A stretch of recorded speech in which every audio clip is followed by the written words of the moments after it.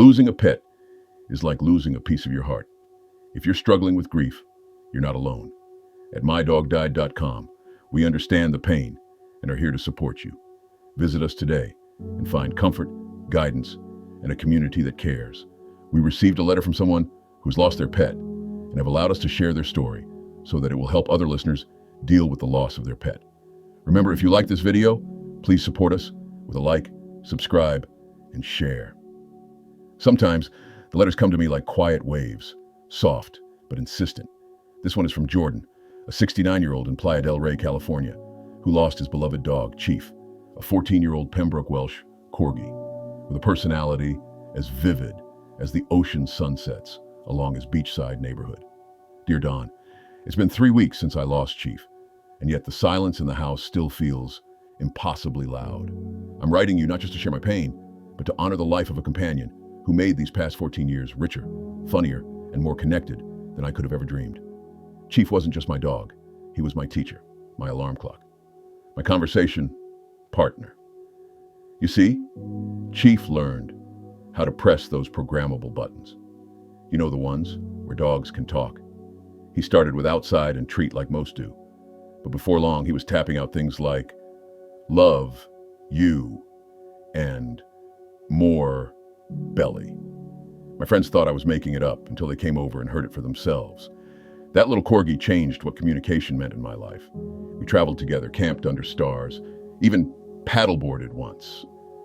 Though, I think he preferred cheering from shore. He knew when I was sad and would press hug until I listened. He'd press stay when he didn't want me to leave for work. Those buttons weren't toys to him. They were connection. He was never just a dog. He was a voice. But Don, the way I lost him still keeps me up at night.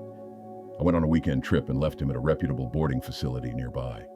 I'd used them before, but something went terribly wrong. He was left in the outside run too long on a hot day, without shade or enough water.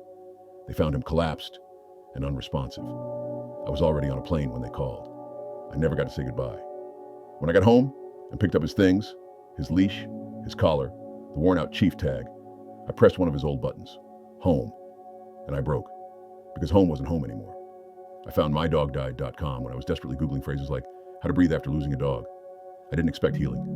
I just needed someone to understand. And your voice, Don, your gentle words on the site, and in your videos, they helped me. They still do.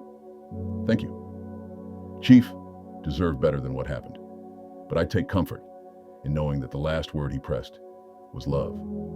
A staff member told me that before he collapsed, he tapped it over and over. Even at the end, he was speaking from the soul. Love, Jordan. As I finish reading Jordan's letter, I find myself sitting still, holding space for that kind of grief.